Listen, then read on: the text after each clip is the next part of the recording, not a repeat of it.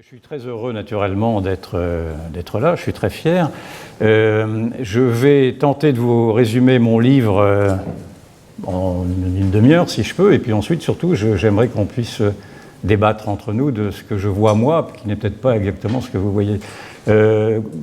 En préalable, vous avez rappelé, Alain, en effet, parce que c'est important dans la manière que j'ai eue d'aborder ce sujet-là, que j'ai commencé le journalisme comme étant localier, c'est-à-dire qu'en faisant de la locale, c'est-à-dire en entrant dans les cuisines, dans les salles à manger des gens et en m'intéressant à la vie des gens. Et très vite, je me suis rendu compte, dès ces années-là, que la vie des gens ne correspondait pas à la vie qui était répercutée par les médias. Et déjà, après cet océan, pour reprendre une anecdote, quand j'y suis arrivé,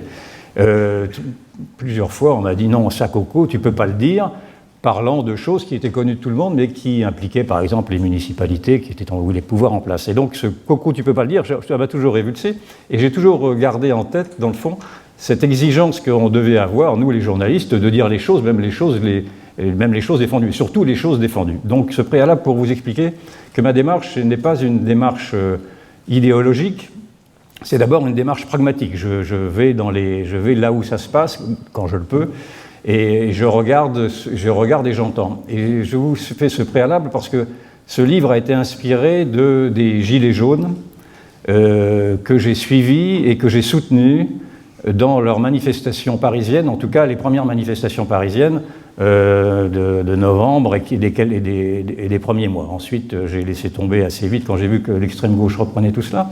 Mais j'ai quand même participé à au moins une trentaine ou une quarantaine de manifestations tous les samedis et même ensuite. Et donc je me suis vraiment immergé auprès d'eux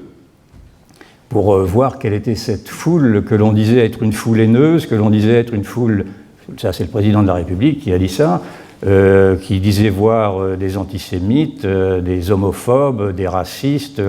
enfin un tombereau d'injures qui est tombé sur ces gens. Or c'était des braves gens. Et c'était des braves gens, pour ce que j'en ai vu, et je le soutiens encore, parce que je savais que ces gens-là venaient de cette province, dans le fond, que je connaissais, parce que c'était une France rurale, une France venant des petites villes, une France la France oubliée, la France modeste, dans le fond, la France périphérique. Cette France périphérique, elle représente 60% de la démographie française, c'est-à-dire que, selon le géographe Guy Luy, cette France oubliée est une France majoritaire. Cette France marginale est une France centrale. Et c'est une France centrale qui, ce jour-là, à partir du 17 novembre 2018, oui c'est ça, en descendant sur les Champs-Élysées, n'a pas voulu, ne chantait pas des chants révolutionnaires. D'ailleurs, c'était une manifestation bon enfant qui chantait Joe Dassin sur aux Champs-Élysées, etc. Et c'est une France qui faisait comprendre qu'elle ne voulait pas non seulement disparaître, mais qu'elle entendait avoir sa place au cœur de la démocratie, d'une démocratie, dans le fond, confisquée, puisqu'elle n'arrivait plus à s'exprimer autrement que par la rue. Et donc, me confrontant à ces gens sympathiques, j'ai été ulcéré, et ce qui explique mon livre, de la manière dont ils ont été calomniés par les politiques, je vous l'ai dit, mais également par les médias, par les syndicats, la CFDT, la CGT, qui ensuite ont récupéré le mouvement, je cite leurs phrases d'alors, les ont traités de tous les noms, tous les noms insultants, ne voulant pas regarder que cette France qui brandissait des drapeaux français, des drapeaux régionaux, qui s'affublait de casques très ridicules, de casques gaulois avec des petites tresses blondes, ou parfois de bonnets phrygiens, bref, cette France-là était la France de nos mémoires, de la France collective, de nos mémoires collectives, cette France française, dans le fond. Et peut-être était-ce parce que cette France était trop française, trop homogène, peut-être trop blanche, dans le fond, que les médias ont voulu y voir immédiatement une France maurassienne. Ça a été le mot qui a été aussi lancé, en même temps que de dire que c'était une France forcément antisémite, une France raciste. Et donc cette profonde injustice m'a révulsé, je l'ai écrit dans mes bloc-notes, et pendant mes vacances d'été, j'ai eu quand même cette envie d'être leur porte-parole, puisque je me suis considéré comme étant depuis assez longtemps le porte-parole de cette France oubliée à travers mes chroniques et à travers cette approche que j'ai de vouloir entendre les gens dans leur vie quotidienne et dans leurs souffrances. Donc j'ai eu à cœur d'être leurs avocats et puis aussi d'expliquer à ceux qui s'étonnaient de me voir auprès des Gilets jaunes comment un bourgeois, fils de bourgeois, etc., qui ne cherchait pas à flatter une démagogie en caressant le peuple dans le sens du poil, mais était naturellement sensible à la détresse des plus vulnérables, ce qui me semblait être la moindre des choses. Et ma première stupéfaction était de voir que cette gauche morale, cette gauche humaniste, cette gauche humanitariste, elle-même se pinçait le nez devant cela, et que les grands leaders de 1968, que Daniel Cohn-Bendit étaient les premiers à dire que ces gens-là étaient des gens foutres et qu'il fallait absolument les enterrer à nouveau, eux qui voulaient ressusciter, etc. Et naturellement, je me suis inscrit en faux là-dessus, et j'ai voulu expliquer qu'il était naturellement nécessaire que nous, Français,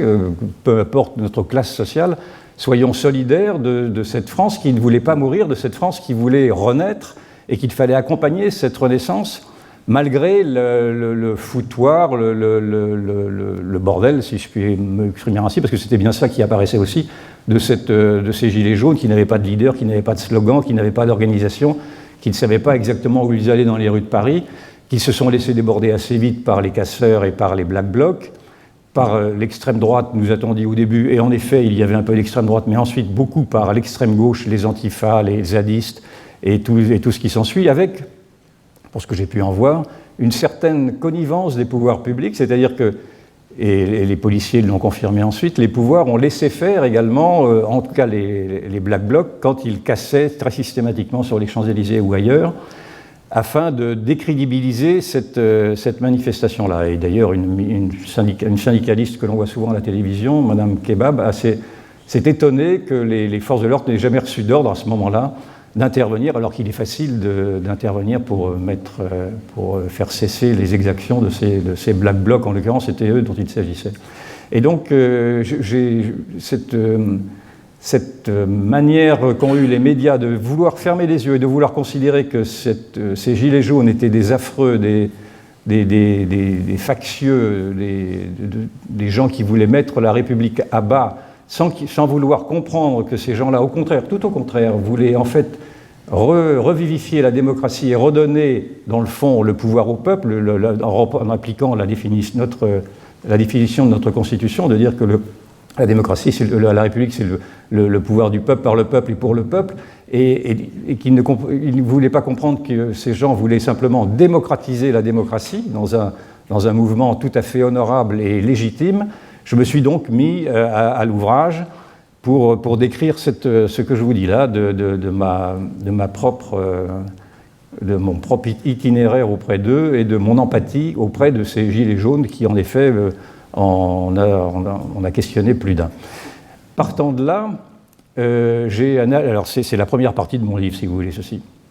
Partant de là, j'analyse à travers les sommes d'insultes qu'ils ont reçues, c'est la deuxième partie de mon livre, j'analyse le gouffre naturellement qui s'est créé entre cette société civile-là et la société prétendument civile représentée par Macron, Emmanuel Macron, qui a été quand même un des plus virulents. Et donc là, je reprends une constatation qui a été faite par d'autres également, de dire que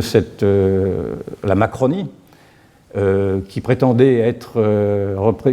représenter cette société civile qui aurait désigné Emmanuel Macron, est en fait naturellement une sorte de caste qui s'est approprié un pouvoir économique dominant, le pouvoir des vainqueurs de la mondialisation, sans vouloir regarder, ou regardant avec un mépris et avec beaucoup de hauteur, ces oubliés-là qui, encore une fois, n'avaient pas le droit à la parole. Et je pense que cette fracture au cœur même de la société française est une fracture qui s'aggrave encore aujourd'hui, d'autant que quand vous entendez le gouvernement dire qu'il faut absolument appliquer la non-discrimination, on voit bien que cette non-discrimination est un leurre dans la mesure où la priorité faite à l'immigré, la préférence immigrée, a fait en sorte que depuis les années 1970, plus de 100 milliards d'euros ont été déversés, là c'est pas simplement Macron bien sûr, ont été déversés sur les cités, sur cette nouvelle France, tandis que la France rurale, la France périphérique, n'a rien reçu du tout d'ailleurs, puisqu'en fait on enferme maintenant les écoles, les hôpitaux, les maternités, les trésoreries, etc. Et donc il y a toute légitimité en plus, non seulement d'accompagner ce mouvement démocratique, mais en plus d'accompagner un mouvement qui réclame un minimum d'équité Et encore une fois, je ne cesse d'être stupéfait encore aujourd'hui de voir que la gauche égalitariste, la gauche égalitaire, la gauche donneuse de leçons,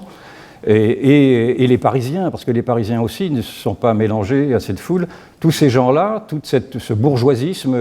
tel que je l'ai appelé, mais dans lequel je pourrais me reconnaître aussi, puisque je suis moi-même bourgeois, en tout cas ce bourgeoisisme qui a dénaturé, me semble-t-il, l'empathie élémentaire que l'on pouvait avoir auprès des plus faibles, ce bourgeoisisme s'est déconsidéré aujourd'hui et n'est plus apte, me semble-t-il, à donner en tout cas des leçons et à construire, et à accompagner et à construire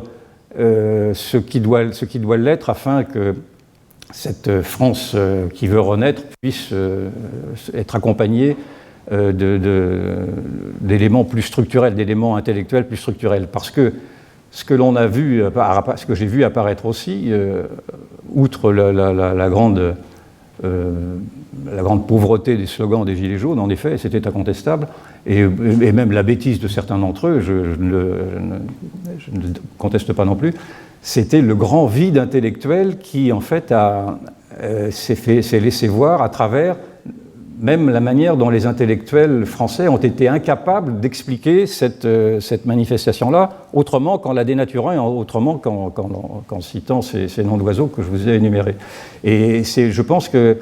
la crise que nous avons aujourd'hui à traverser est celle-ci, c'est-à-dire c'est une crise de l'intelligence. Nous n'avons pas voulu, depuis 40 ans, par aveuglement idéologique, nous n'avons pas voulu voir que la société française n'était pas celle qui était décrite, qui était voulue par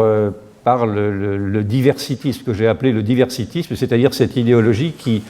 au prétexte d'accompagner la mondialisation,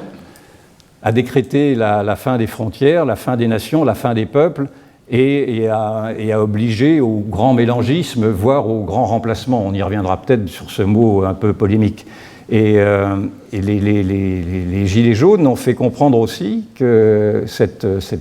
façon de voir la société était une façon qui ne correspondait pas à la réalité de la France d'aujourd'hui. Et je pense qu'en effet, elle n'y correspond pas, car les Gilets jaunes ont été, outre ce mouvement civilisationnel, existentiel, le premier mouvement anti-mondialisation affirmé. Et c'est ceci qui le rend plus intéressant pour l'avenir, afin de dresser des pistes qui pourraient constituer un programme politique. Parce qu'en fait, et la troisième partie de mon livre pose là-dessus, et l'urgence aujourd'hui est de reprendre naturellement le flambeau de ces Gilets jaunes qui se sont éteints, qui ont été dénaturés par l'extrême gauche aujourd'hui, qui essaie de reprendre en caricaturant et en ne représentant plus que des courants minoritaires. Le défi aujourd'hui est de reprendre cette manifestation-là afin de construire une alternative. Et l'alternative, pour l'instant, elle n'existe pas. Ce qui fait qu'en effet, vous avez cité ce passage de dire que le pouvoir en place n'a pas de plan B, et le pouvoir en place n'ayant pas de plan B, le pouvoir en place, pour l'instant, va s'accrocher avec une analyse qui, me semble-t-il, est une analyse erronée. C'est-à-dire, c'est l'analyse sur laquelle a été élu Emmanuel Macron, de dire qu'il se présentait comme étant un universaliste, un supranationaliste, un mondialiste. Or, tout montre que précisément cet universalisme-là est vu aujourd'hui par une violence, non seulement par les Gilets jaunes, enfin par ce peuple enraciné-là, mais également par tous les peuples du monde, allais-je dire, puisque aujourd'hui l'enracinement est devenu paradoxalement presque la nouvelle idée universelle. Je dis cela en pensant par exemple à ce qui se passe en Europe de l'Est, en Europe centrale, à ce qui se passe en Grande-Bretagne, qui naturellement, où l'on voit qu'un peuple a repris en main son destin, ses frontières et son identité. Je pense bien sûr à Donald Trump qui, sous ses airs bêta, est en train d'inventer lui aussi, et il le dit comme ça d'ailleurs, d'inventer la nouvelle politique du XXIe siècle. Et donc je pense que les Gilets jaunes, à travers donc ce mouvement un peu incongru et très désordonné,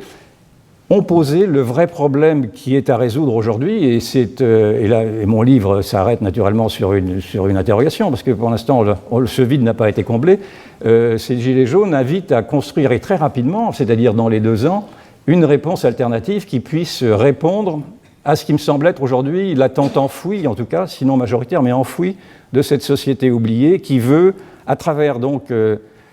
un enracinement, un localisme, une protection des identités, une protection élémentaire également sociale et sécuritaire, qui veut se protéger d'un mondialisme arrasant et d'une immigration qui, pour l'instant, a toute raison, en effet, de s'installer en France avec cet islam radical qui porte en lui une idéologie terrifiante, parce que, naturellement, dans un grand vide, le vide appelle le plein. Et donc, mon livre, en effet, et vous avez raison, Alain, de le souligner, mon livre est également fait pour rétablir une injustice, c'est-à-dire que je trouve qu'il est trop commode de désigner les immigrés ou l'islam radical comme étant les menaces qui pèseraient sur nous. L'islam radical n'est pas, naturellement, est à prendre en considération, est terriblement dangereux, mais la première des menaces, si l'on veut d'abord résoudre ces problèmes liés à l'immigration de masse et à l'islam radical, c'est d'abord de désigner quels sont les dangers. Et les dangers, pour moi, ils portent des noms et des prénoms français, et ces dangers-là, ils sont ceux qui, depuis 30 ans, 40 ans, au pouvoir dans les médias, au pouvoir dans la politique, dans les syndicats, etc., ont très systématiquement déconstruit ce qu'était la France, l'ont rendue vulnérable à force d'exiger d'elle des culpabilisations, des repentances, et à force d'ériger l'autre comme étant le sauveur, dans le fond, d'un monde effondré. Or, ceci est faux, encore une fois, ceci est une invention idéologique qui a été porté par de très bons sentiments, et singulièrement par cette nouvelle religion des droits de l'homme qui veut faire croire que rien ne différencie un homme d'un autre, et donc un étranger d'un citoyen, et une civilisation d'une autre civilisation, un peuple d'un autre peuple. Et ceci est folie, naturellement, car on voit bien que si on pouvait encore soutenir avec Mitterrand que le nationalisme, c'était la guerre, quand il avait en souvenir naturellement les guerres passées qu'il avait connues, la première et surtout la Deuxième Guerre mondiale. Aujourd'hui, je soutiens et j'affirme que la guerre elle n'est plus dans le nationalisme, mais elle est dans le multiculturalisme. Et d'ailleurs, en fait, mon livre pourrait être une réponse à ce premier essai, mais en toute modestie, à ce premier essai qui avait été écrit par Julien Binda en 1927, qui s'appelait « La trahison des clercs », et dans lequel cet intellectuel français mettait en cause le fanatisme nationaliste qu'il voyait poindre en Allemagne. Et il avait bien raison, naturellement, parce que l'Allemagne allait refaire tomber le monde dans une guerre mondiale à propos de ce fanatisme nationaliste-là. Sauf qu'aujourd'hui, en excès, si je puis dire, nous vivons un fanatisme internationaliste, un fanatisme mondialiste qui a décrété, sans vouloir entendre ce que disaient les gens d'en bas, qui a décrété précisément ce que je vous disais tout à l'heure, c'est-à-dire que les nations, les peuples, les frontières, tout ceci était des vieilles choses qui étaient périmées et qui devaient être balayées au nom de la non-discrimination, du respect de l'autre et de cette idéologie qui accompagne cette meurtrissure des peuples. Donc, voilà pour résumer, si vous voulez, à grands traits mes trois chapitres, chaque chapitre étant lui-même divisé en 10 petits sous-chapitres, et chacun pouvant se lire à la limite indifféremment. Mais enfin, il est préférable quand même de lire du début à la fin, c'est plus logique. Et il faut aujourd'hui donc se poser les vraies questions, de savoir notamment comment il faut répondre. Alors, outre à l'accusation de ceux qui nous ont trahis, c'est-à-dire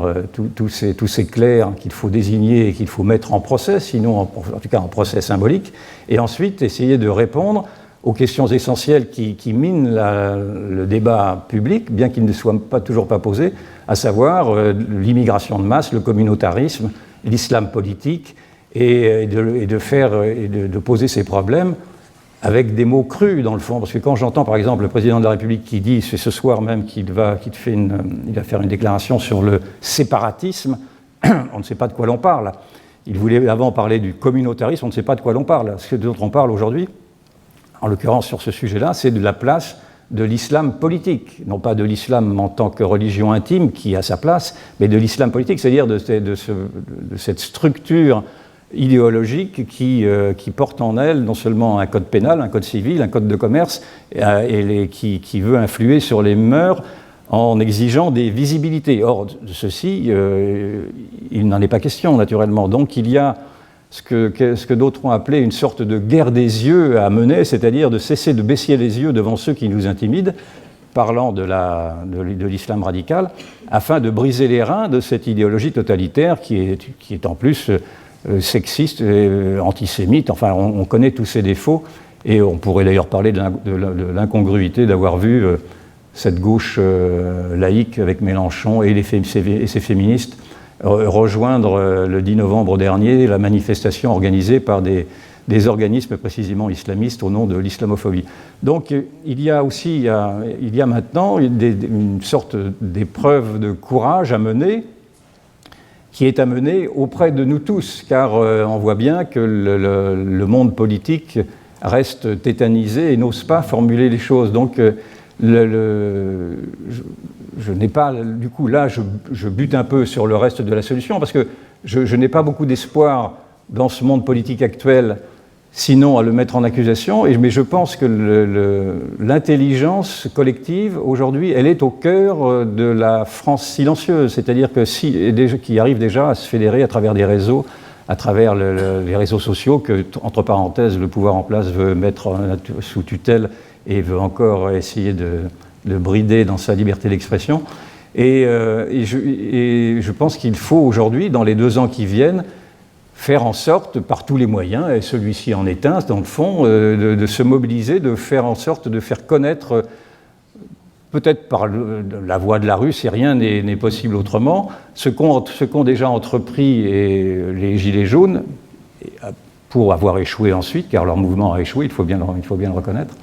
afin de donner corps à une ligne idéologique qui serait celle tout simplement d'un retour à un conservatisme national. Et on voit bien que ce terme-là de conservatisme national, même s'il n'a pas été prononcé par les Gilets jaunes, commence à être développé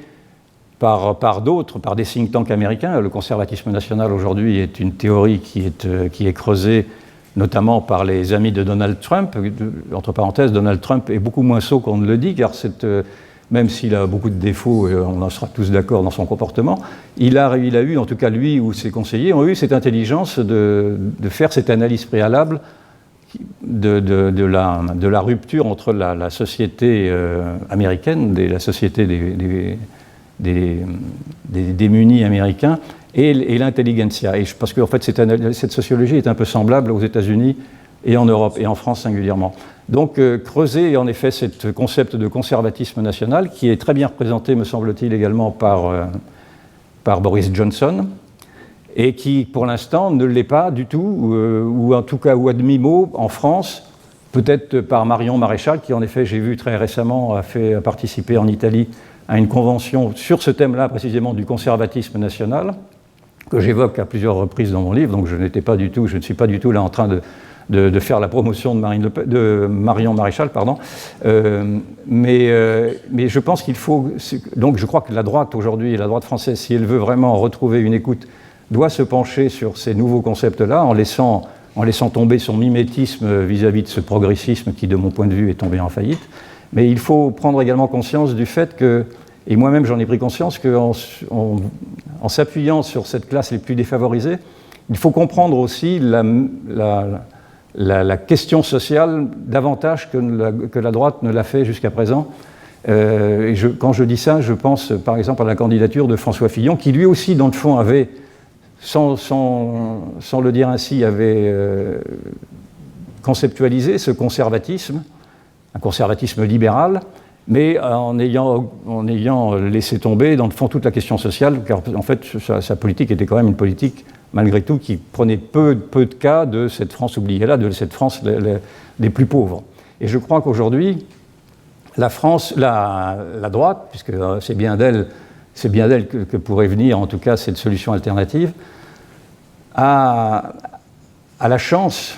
si je puis dire, d'avoir face à elle une gauche qui non seulement a abandonné la nation depuis maintenant longtemps, mais qui a abandonné les peuples les plus pauvres, les plus défavorisés, au profit de cette nouvelle France, au profit de cette idéologie Terra Nova, c'est ce think tank socialiste qui, en 2012, avait